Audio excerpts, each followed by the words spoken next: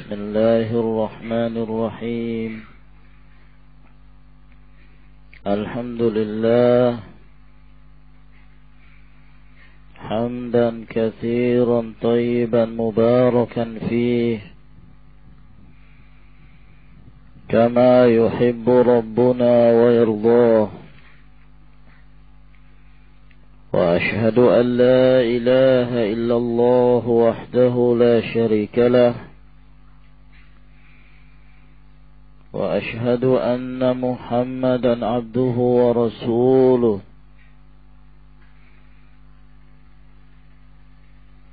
وصلى الله عليه وعلى آله وأصحابه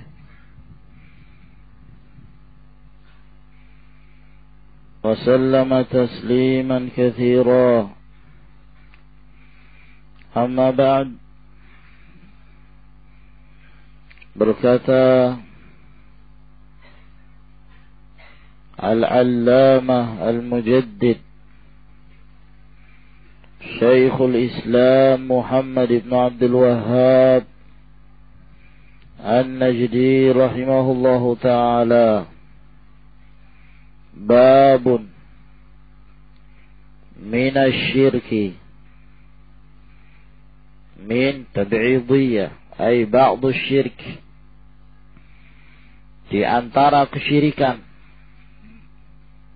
Dan yang dimaksud adalah syirkul akbar, syirik yang besar yang mengeluarkan seorang dari Islam.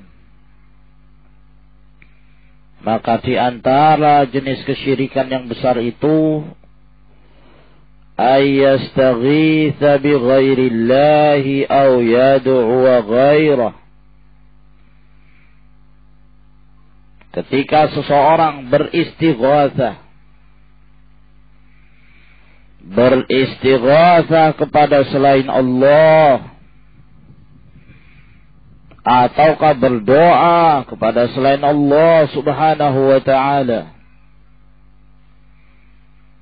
Yang dimaksud dengan al-istighatsah adalah talabul ghauth.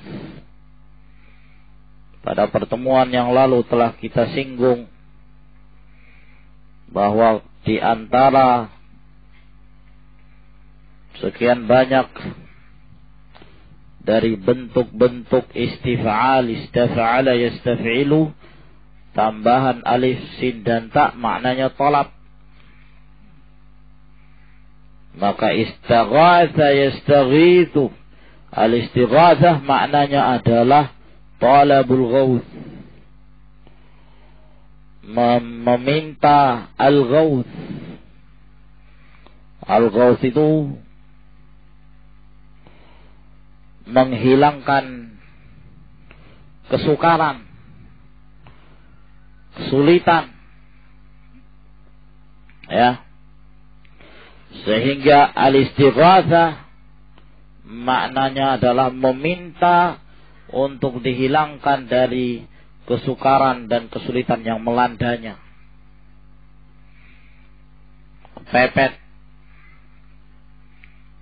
ada sesuatu yang menimpanya, dari sesuatu yang makrub, kesulitan yang sangat, maka dia pun beristighatsah.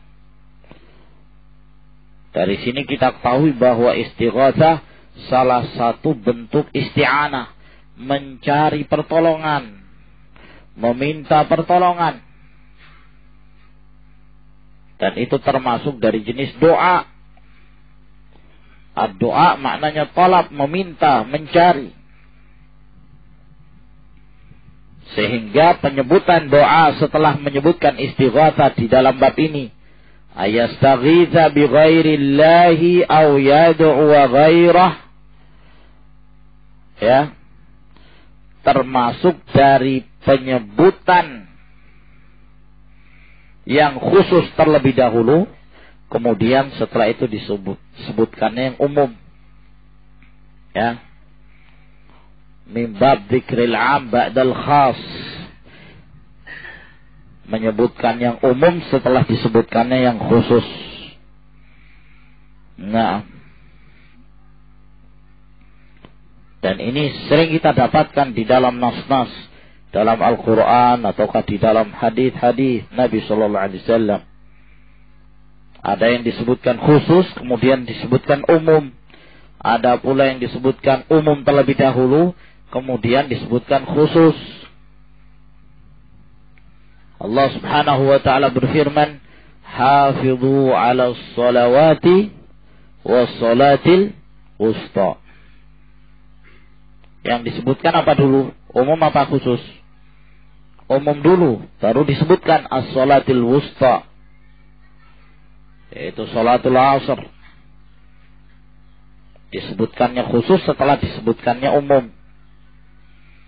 Rasulullah sallallahu alaihi wasallam ketika beliau menyebutkan hadis innamal a'malu binniyat, maka di antaranya kata Nabi sallallahu alaihi wasallam,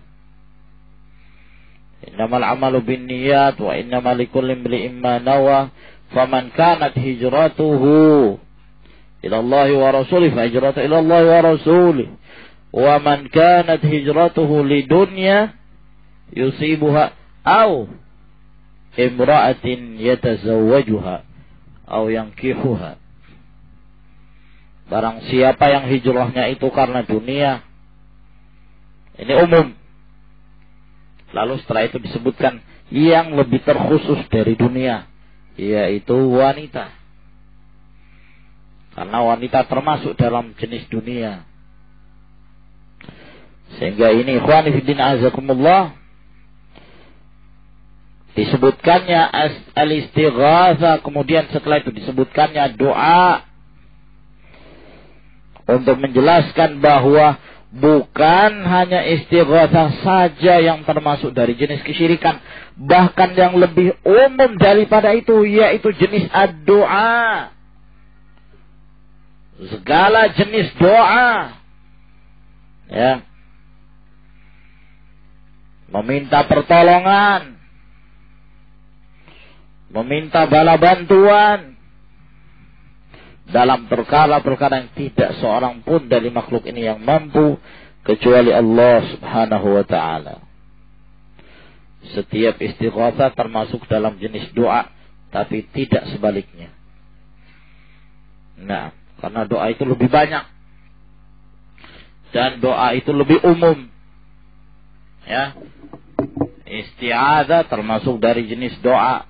Istinsar, meminta pertolongan. Isti'anah termasuk dari jenis doa. Istighatsah juga demikian.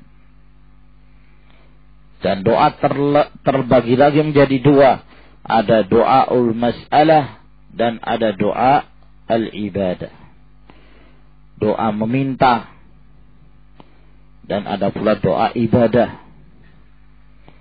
Secara umum, setiap dari jenis doa tersebut termasuk ke dalam jenis ibadah.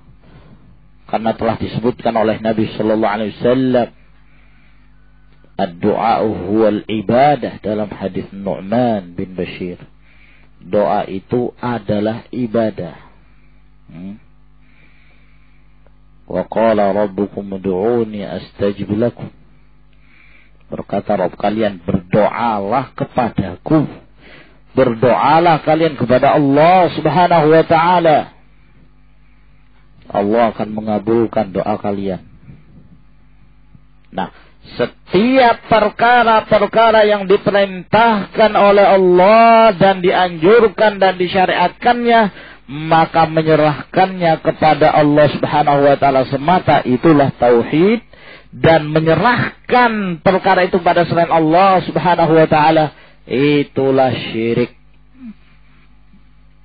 Nah itu dhabitnya. Setiap perkara yang disyariatkan oleh Allah kepada hambanya dan diridainya, apabila itu untuk Allah, maka itulah tauhid. Dan apabila itu untuk selain Allah Subhanahu wa Ta'ala, itulah syirik. Nah,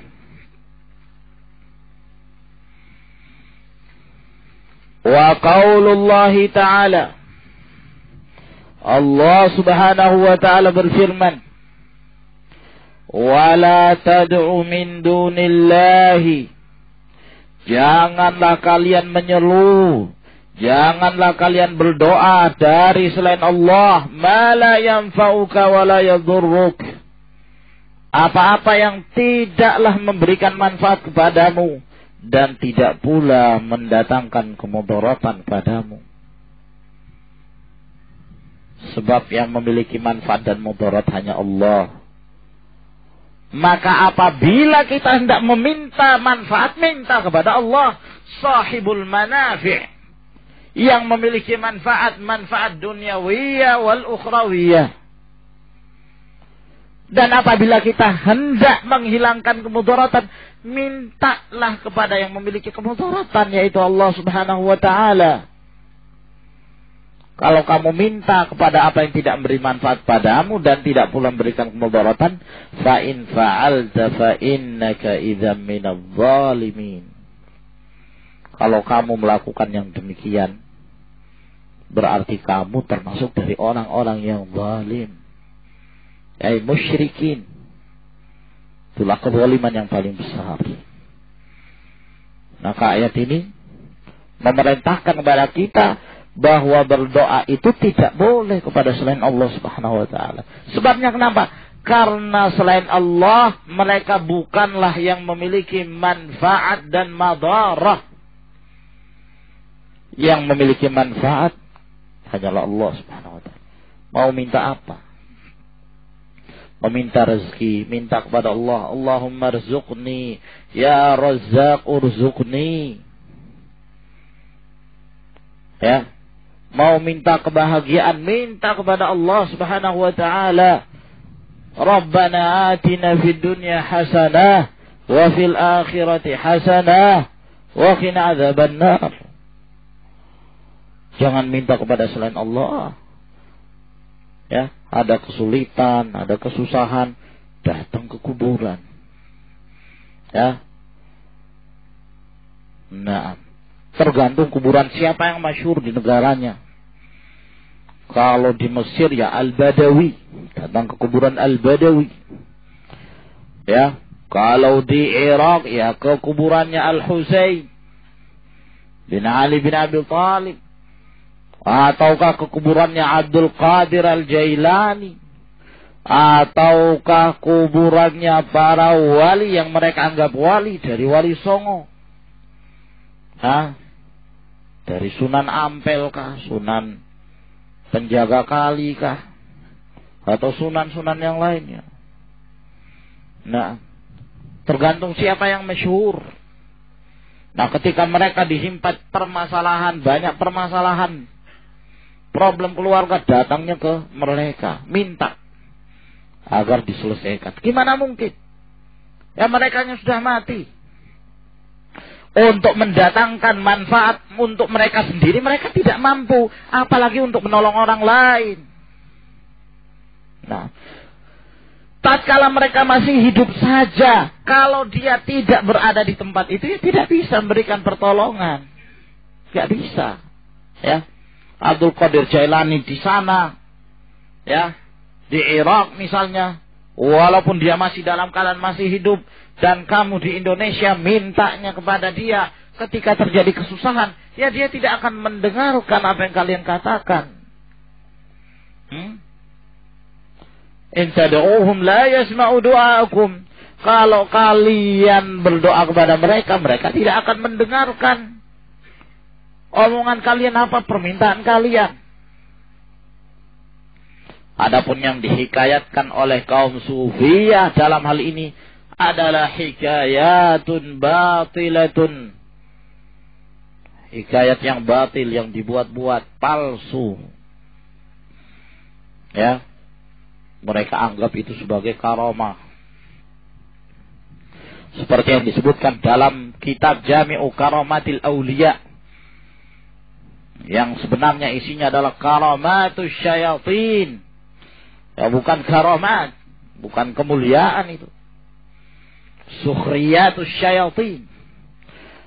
Nah, dan meminta bantuan kepada para jin-jin, para syaitan-syaitan.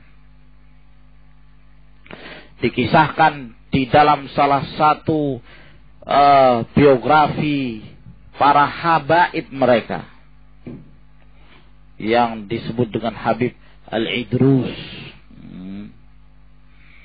Ya. Konon katanya ada seseorang di daerah Son'a.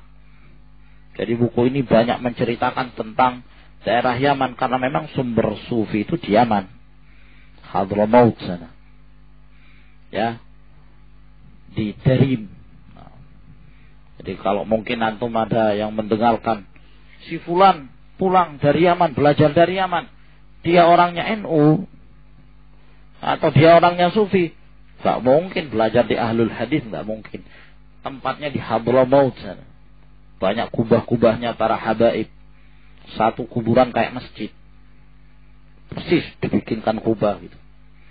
Nah, ya, mereka belajar di sana. Belajar tentang ilmu-ilmu kekeramatan para wali, anggapan mereka.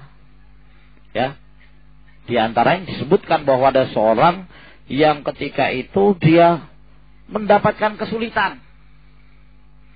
Sementara Al-Idrusnya ini tinggalnya di tempat yang jauh di Aden sana. Sementara dia di Son'a. Son'a itu Yaman Utara. Adennya Yaman Selatan. Ya, dia dapat kesulitan, kesusahan. Waktu itu dia dikepung oleh bala tentara, ya, entah dari mana, apakah dari pemerintah setempat yang hendak menangkap dia. Dalam keadaan kesulitan seperti itulah dia menyebut namanya Al-Idrus. Ya. Al-Idrus, Al-Idrus. Ya, ini minta pertolongan pada Al-Idrus. Nah, maka tidak lama muncullah dari kejauhan seorang yang berpakaian putih, memakai berkuda dengan kuda yang berwarna putih, datang dengan bersorban putih. Siapa itu? Nah, jangan-jangan Pangeran Diponegoro. Nah, ya, atau Imam Bonjol atau siapa? Langsung masuk ke tengah-tengah barisan, mengambil anak muda ini, diangkat. Kemudian keluar, selamatlah dia dari kepungan tentara-tentara itu. Ya. Bayangkan, bukan minta tolong pada Allah, minta tolong pada Idrus, ya, yang entah keberadaannya di mana, dan dia suaranya bisik-bisik, Idrus kok kedengaran.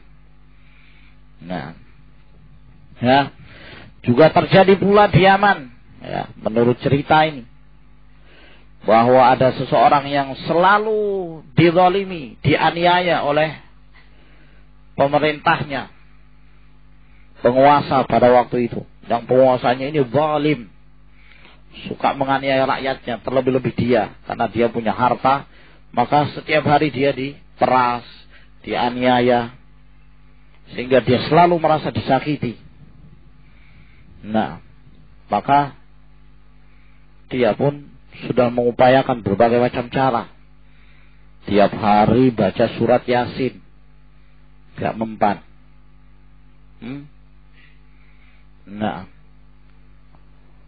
akhirnya minta doa kepada Allah Subhanahu wa ta'ala setiap hari, memohon perlindungan pada Allah, tidak mempan, terus-menerus disiksa setiap harinya. Maka suatu ketika dia pun tidur, bertemu dengan seorang yang bernama Al-Idrus, dan dikatakan padanya, kamu, ya, apabila ingin selamat dari kezaliman penguasa tersebut, sebutlah namaku 3 kali. Idrus, Idrus, Idrus. Nah, setelah itu dia terbangun, heran, dia tidak mengenal siapa yang namanya Idrus ini. Nah, akhirnya dia pun mengatakan, wah, ini bisa mungkin coba-coba dipraktekkan. Nah, maka dia mengatakan Idrus, Idrus, Idrus. Dia ulang-ulangi, ya, zikirnya ini. Nah, keesokan harinya tidak ada lagi sang penguasa yang datang merampas hartanya, menganiaya dia. Ternyata terdengar khabar sang penguasa mati. Nah, sang penguasa mati. Dikalahkan oleh zikir Idrus ini. Nah, maka dia pun mulai bertanya-tanya, siapa sih yang namanya Idrus? Habib Idrus itu yang mana? Maka dia pun mendapatkan khabar bahwa dia berada di Aden. Maka dia pun berangkat ke sana. Sampai di sana dia masuk ke dalam rumahnya. Si Habibnya sudah tahu. Oh, kamu ini yang saya beri pertolongan ketika demikian. Heran dia. Nah, mendengarkan kisah yang disebutkan oleh Idrus, padahal dia tidak pernah ketemu. Sekedar dia menyebut namanya. Kuat mana ya ikhwan? Allah subhanahu wa ta'ala, ya, menurut kisah ini atau Idrus. Nah, kisah yang batilah, ya, talbis dari para syaitan, dan mereka anggap karamah. Mereka menganggap bahwa membaca solawat-solawat buatan Habib mereka itu lebih afdal daripada membaca Al-Quranul Karim. Mereka menganggap bahwa membaca Al-Barzanji itu lebih afdal daripada membaca Al-Quranul Karim. Nah, maka ikhwani fiddin azakumullah, ini bentuk-bentuk syirik yang nyata. Dan Allah subhanahu wa ta'ala juga berfirman, masih lanjutannya, wa iyamsaskallahu bidurrin fala kashifa lahu illahu. Dan apabila Allah subhanahu wa ta'ala mendatangkan kemudaratan padamu, maka tidak ada yang mampu untuk menyingkap dan menghilangkan dari kemudaratan kecuali Allah subhanahu wa ta'ala. Wa yuridka bi khairin fala radda li fadlih. Dan apabila Allah subhanahu wa ta'ala menghendaki bagimu kebaikan,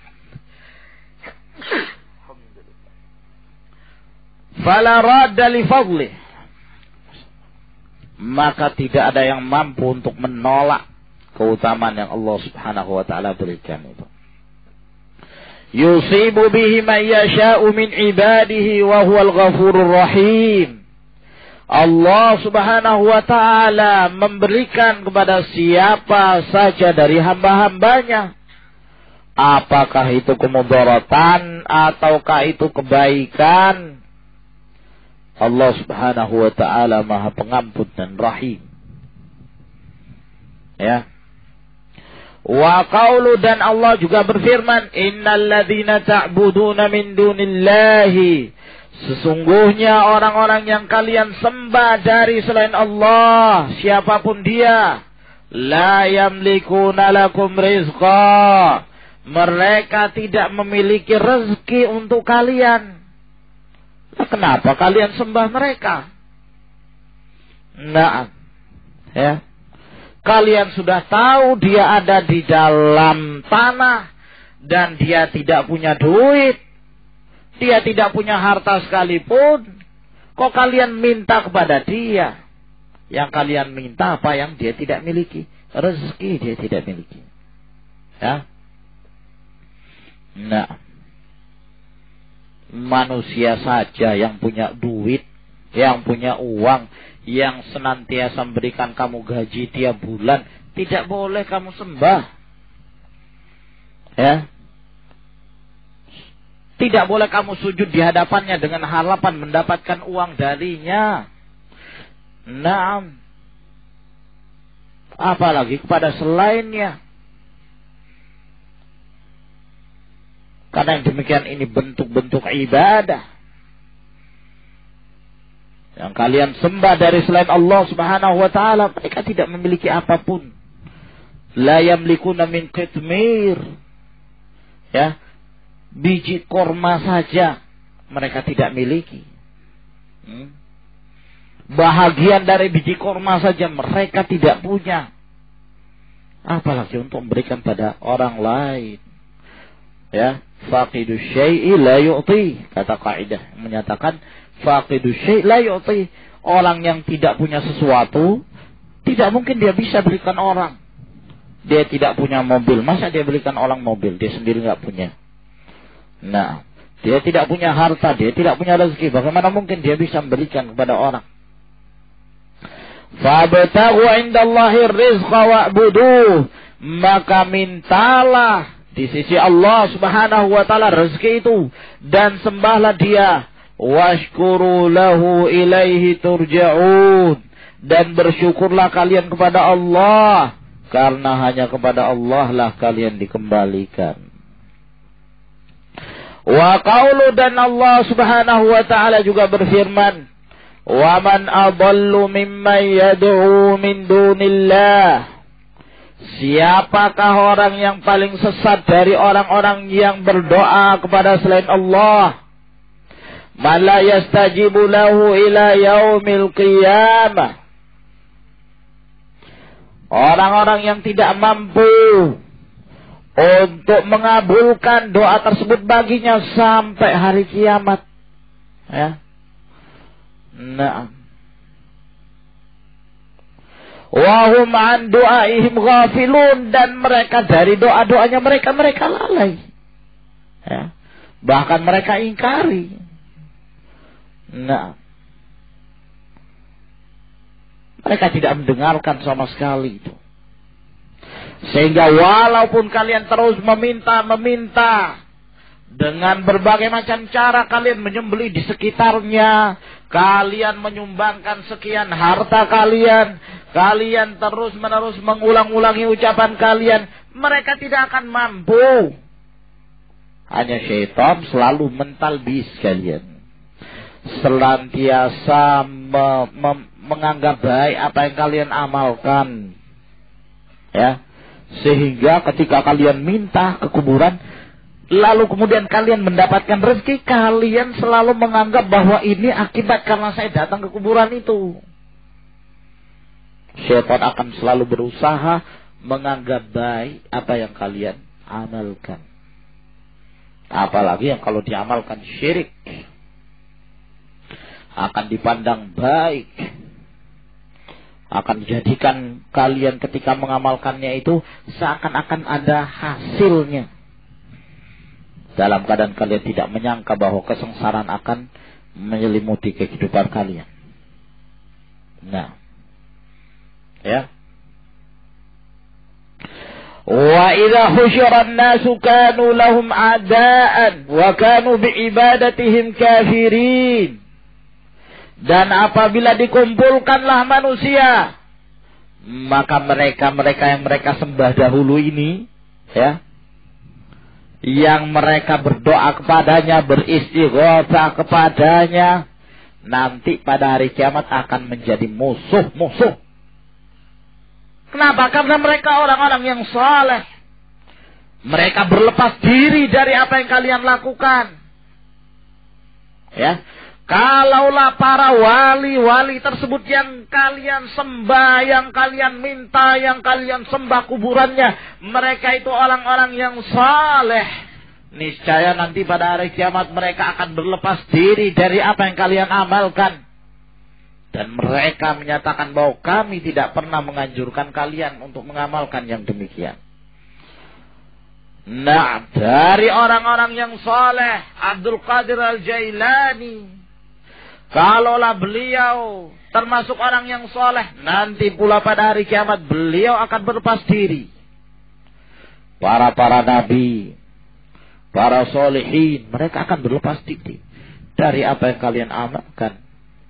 Nah, wa kanu bi'ibadatihim kafirin, dan mereka dalam penyembahan kepada mereka mengingkari. Ya. Kami tidak pernah memerintahkan mereka. Kami tidak pernah menyuruh mereka untuk menyembah kami. Tabarra'na ilaika minhum ya Rabbana. Kami berlepas diri dari mereka kepada Engkau wahai Allah, dari apa yang mereka kerjakan itu. Nah, Maka ini peringatan bagi mereka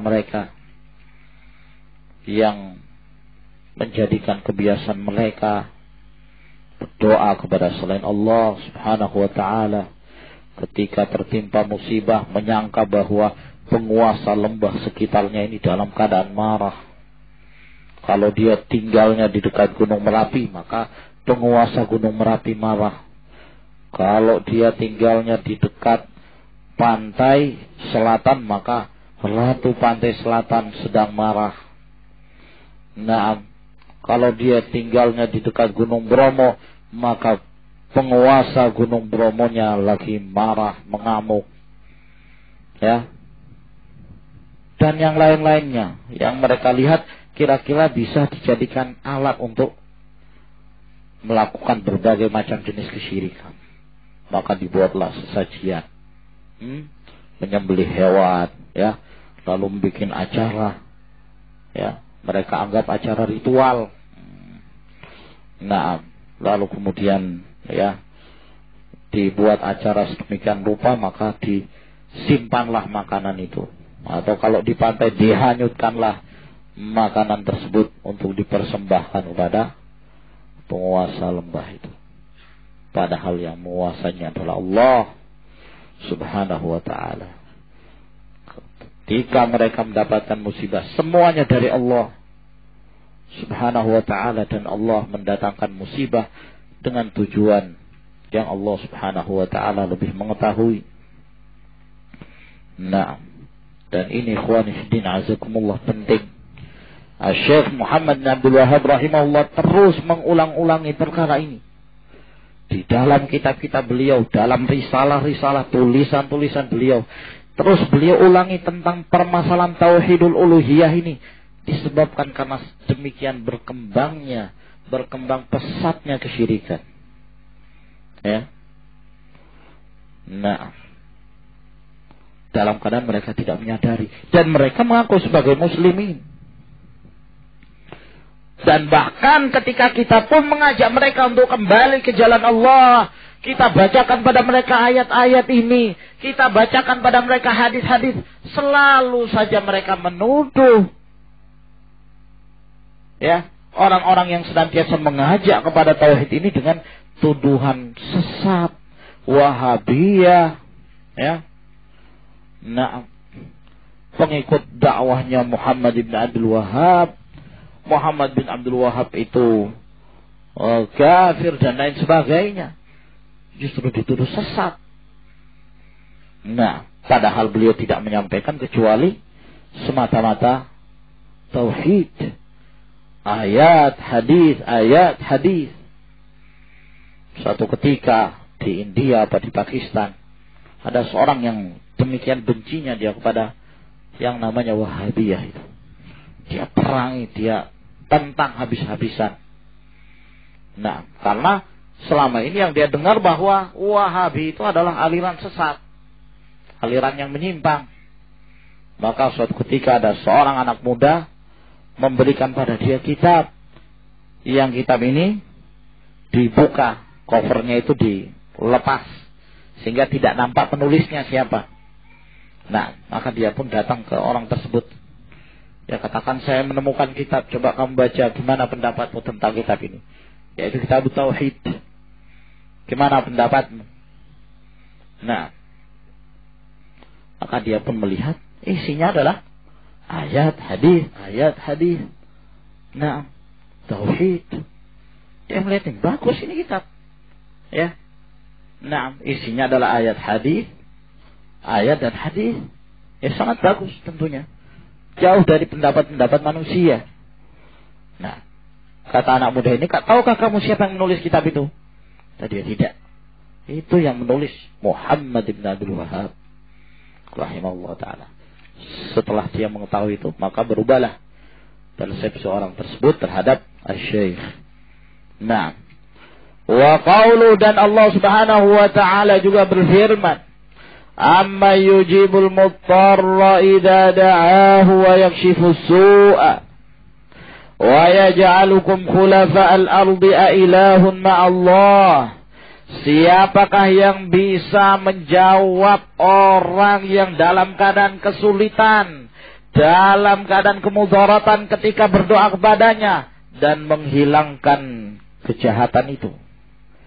Dan siapakah yang menjadikan kalian khulafa al-ard? Kalian saling silih berganti di muka bumi ini.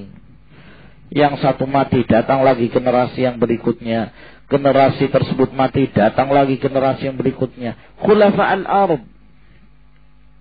Ailahun ma'allah. Apakah ada sesembahan yang disembah, yang berhak disembah bersama dengan Allah subhanahu wa ta'ala?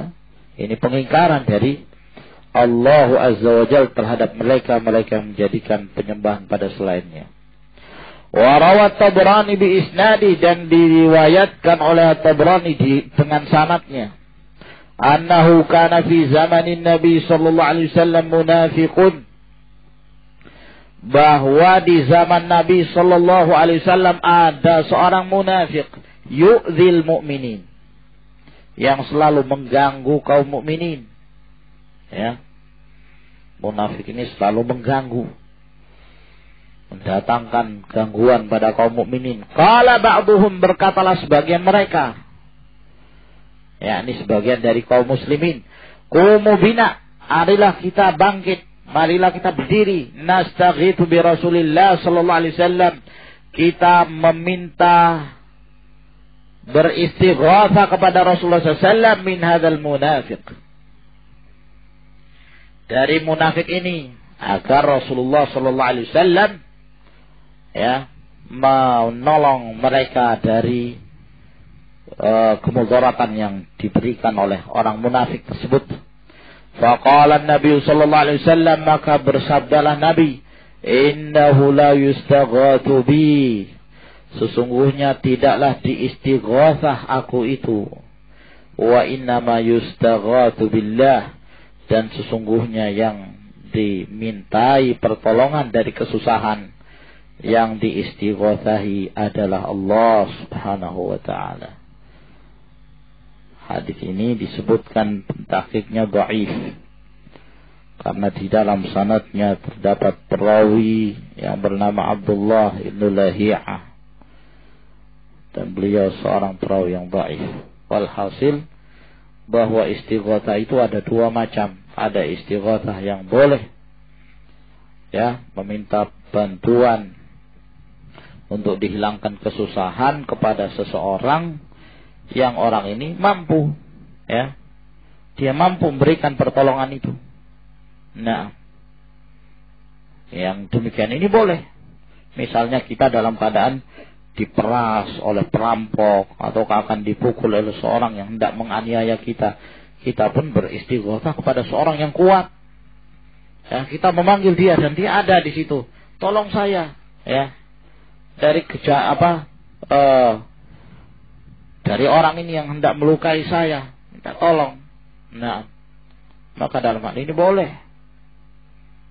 Nah, oleh karena itu Allah Subhanahu wa taala menyebutkan dalam Al-Qur'an, fastaghathahu alladhi min syi'atihi 'ala alladhi min aduwwihi. Dalam kisah Musa, maka meminta tolonglah yang dari kelompoknya terhadap musuhnya. Nah, yang kemudian Musa alaihissalam menempelengnya dan kemudian dia terjatuh dan meninggal. Nah, maka ini menunjukkan istighatsah terhadap apa yang makhluk tersebut mampu untuk melakukannya, maka yang demikian boleh. Adapun terhadap perkara-perkara yang tidak seorang pun mampu, ya, dan dari kekhususan Allah Subhanahu wa taala alladzi ya'lamul ghaib, maka tidak diperbolehkan seorang beristighatsah kepada selain Allah Subhanahu wa taala.